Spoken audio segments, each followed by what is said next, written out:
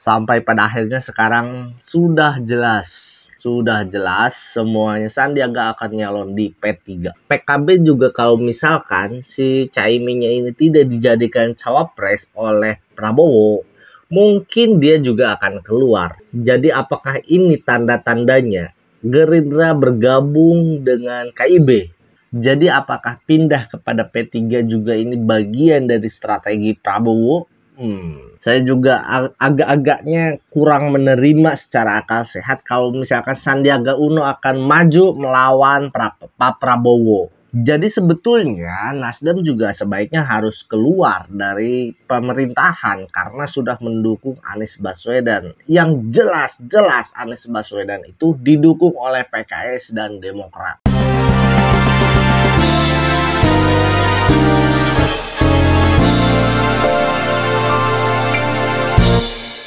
Assalamualaikum warahmatullahi wabarakatuh. Selamat datang kembali di video saya dan selamat datang kembali di channel Catatan Isu, tempat di mana saya mencatat dan berperspektif terhadap isu. Sahabat-sahabat, balik lagi di konten politik. Kenapa politik? Karena politik selalu banyak intrik yang menarik untuk kita perbincangkan. Dan hari ini ada berita terbaru tentang Sandiaga Uno yang kayaknya jadi dia bakal nyapres di tahun 2024. Tentang partainya, siapa yang mau mencalonkan Sandiaga Uno itu akan kita bahas nanti. Lalu juga ada berita soal reshuffle yang kayaknya sudah mendekati hari haknya karena ada beberapa orang yang dipanggil ke istana untuk berbicara kayaknya soal reshuffle. Terus juga ada berita soal Ganjar Pranowo dan ya updatean soal wanita emas yang bagaimana hasil terakhir updateannya. Kita akan langsung saja menuju beritanya. Nah, teman-teman, kita sudah ada di Detik News dengan judul Ketua Harian Gerindra yang bilang bahwa saya dengar Sandiaga sebentar lagi jadi anggota P3.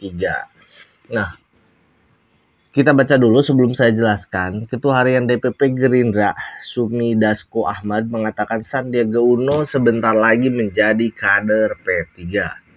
Hal tersebut dinyatakan Dasko usai merespon terkait pernyataan siap capres yang berulang kali dinyatakan Sandiaga. Jadi saya pikir pernyataan Pak Sandi yang mau kemudian mencapreskan dan Pak Prabowo tidak masalah, saya pikir itu tidak perlu dijadikan polemik. Karena saya sudah dengar kabar dari teman-teman fraksi P3 bahwa Pak Sandi itu sebentar lagi sudah resmi menjadi anggota P3. Ini kata Dasko di Komplek Parlemen Senayan. Untuk itu menurut Dasko pernyataan siap capres Sandiaga sudah kewenangan P3. Gerindra tak ikut campur jika ia ingin mencalonkan diri sebagai capres. Jadi kita sudah tahu betul sebetulnya dari beberapa hari ke belakang.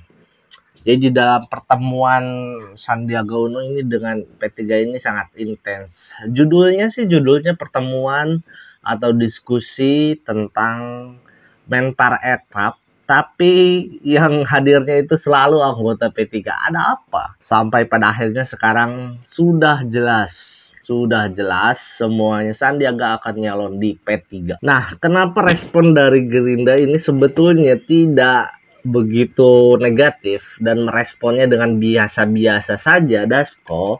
Ini karena P3 masih merupakan partai dari pemerintahan atau dalam artian masih dalam satu circle dengan Jokowi, sehingga ini tidak menjadi bahan permasalahan. Ini hampir sama kasusnya dengan Pilpres kemarin. Kenapa? Pilpres kemarin itu Sandiaga mencalonkan diri dari PAN yang sebetulnya dia adalah partai Gerindra. Nah, jangan-jangan masih terbuka peluang sebetulnya Prabowo masih bisa maju dengan Sandiaga asalkan ini P3 keluar dari koalisi Indonesia Baru dengan Golkar dan PAN itu bergabung dengan koalisi Gerindra dan PKB. Tapi kita juga harus berpikir bahwa PKB juga kalau misalkan si Caiminnya ini tidak dijadikan cawapres oleh Prabowo, mungkin dia juga akan keluar. Jadi apakah ini tanda-tandanya Gerindra bergabung dengan KIB? Kita akan lihat nanti. Respon dari Dasko ini yang sangat soft menurut saya, tak perlu dijadikan polemik kata Dasko. Ini direspon lagi oleh P3. Kalau benar Sandiaga Uno akan gabung P3, alhamdulillah. Ini kata P3. Kita baca. Ketua DPP P3 Ahmad Baidowi atau Awi merespon informasi yang disampaikan Ketua Harian Partai Gerindra Sufmi Dasko Ahmad soal Sandiaga Uno. Dasko sebelumnya mengaku telah mendengar kabar bahwa Sandiaga Uno sebentar lagi resmi menjadi P3. Nah ya, kalau informasi itu benar ya alhamdulillah katanya. Awi lantas mengatakan hubungan P3 dengan Sandiaga Uno sejauh ini baik-baik saja. Diundang oleh pengurus P3, beliau responsif karena diundang atas nama pejabat negara yakni Menparekraf. Nah, ini beberapa pertemuan kader P3 ini mengundang Sandiaga Uno nih. Kader P3 juga banyak yang dekat dengan Pak Sandi. Walau sudah begitu dekat sebetulnya hubungan Sandiaga Uno dengan P3, tapi ternyata komunikasi dengan Pak Prabowo ini masih berjalan dengan baik. Ini terbukti dengan statement dari Sandiaga Uno sendiri sebetulnya, bahwa komunikasi dengan Pak Prabowo ini sangat baik, bahkan sering memberikan masukan-masukan, dan ketika membuatkan sesuatu kebijakan atau langkah-langkah itu harus berdasarkan rekomendasi dari Pak Prabowo juga.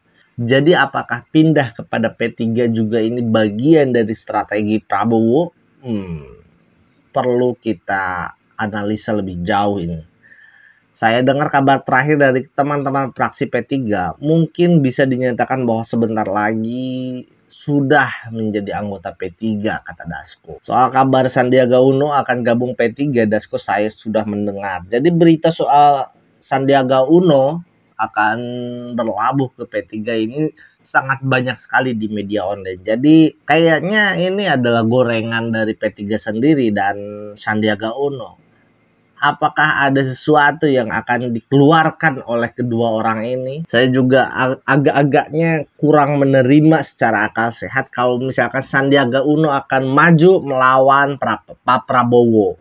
Ya kan kita tahu kalau P3 itu koalisinya dengan Golkar dan PAN.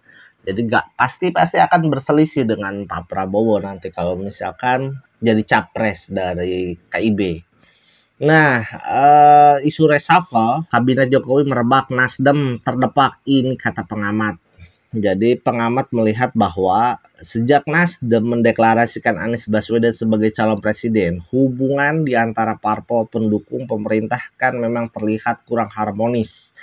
Hal ini dipicu oleh sikap politik Nasdem yang memilih mengusung Anies Baswedan yang dianggap berseberangan dengan Presiden Jokowi. Jadi sebetulnya Nasdem juga sebaiknya harus keluar dari pemerintahan karena sudah mendukung Anies Baswedan. Yang jelas Anies Baswedan itu didukung oleh PKS dan Demokrat. Harus legowo sebetulnya secara tingkat kedewasaan politik Nasdem, harus peka, jangan mempertahankan jabatan yang sebetulnya sudah tidak berada di situ posisinya. Nah, 3 pos Menteri Nasdem bisa dibagi untuk parpol pendukung Jokowi lainnya, salah satunya yang diberikan kepada Perindo untuk mengakomodasi parpol non-parlemen. Saya kira ada beberapa kader Perindo yang layak masuk kabinet seperti Pak Mahyudin dan TGB atau Tuan Guru Bajang. Pak Mahyudin dengan jam terbang politiknya yang tinggi dan pengalamannya di birokrasi serta pemerintahan, saya kira layak kalau jadi menteri. Saya juga menilai seperti itu. Kayaknya pengamat ini sudah cukup jam terbangnya untuk menganalisa siapa saja kader-kader yang berpotensi untuk mengisi jajaran kementerian. Namun itu semua agak sedikit terbantahkan. Kenapa? Ketemu Jokowi di Istana FX, Rudi bantah terkait isu reshuffle kabinet. Nah, bagi saya ini hal yang tidak mungkin kalau misalkan FX HD ini tidak berbicara soal reshuffle. Karena ya sepak terjangnya Hadi ini sangat dekat dengan Jokowi dan kental dengan perpolitikan. Ada isu soal kabinet Jaken. Konon pernah diterapkan beberapa kali di era Presiden Soekarno pada 1950, 53, dan 57. Jadi kabinet Jaken ini kabinet yang diisi oleh para ilmuwan, para ahli, sehingga sangat sedikit perpecahan berbicara soal politisasi. Meminimalisir karena tahun politik tahun 2024 sehingga yang kerja-kerja sebagai menteri itu adalah ahli-ahli atau ilmuwan-ilmuwan, sehingga menurut saya ini sangat pas dan sangat efektif. Jadi di sisi lain juga sebetulnya Jokowi tidak punya beban secara politik karena setelah 2024 katanya akan kembali ke daerah dan tidak terlalu berat lah ngomongin politik, sehingga tidak mempunyai beban yang lebih terhadap partai-partai yang mendukungnya di 2019-2024, sehingga jadi peluang terjadinya kabinet Zaken di tahun-tahun terakhir ini sangat besar peluangnya. Jadi sangat memungkinkan secara logika kalau misalkan Jokowi ini fokus terhadap kerja-kerja menuntaskan visi misi, menuntaskan program kerja yang dijanjikan oleh Jokowi Ma'ruf Amin. Jadi kita akan lihat sepak terjangnya. Lalu yang terakhir soal fitnah wanita emas ini memang sangat terlaluan. Menurut saya ini jangan terlalu banyak ditanggapi. Kita juga sudah tahu kemarin sudah dicabut laporannya terhadap DKPP dan sudah menyatakan klarifikasinya bahwa dia mengalami depresi, gangguan karena banyak sekali permasalahan. Dia salah satu koruptor, tersangka korupsi sebanyak 2,5 T dirugikan ya negara. Menurut saya itu sudah sangat keterlaluan.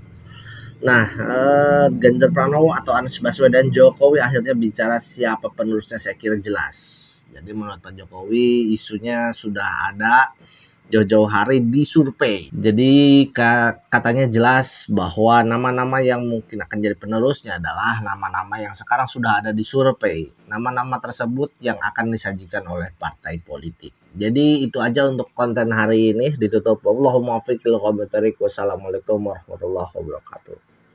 Bye.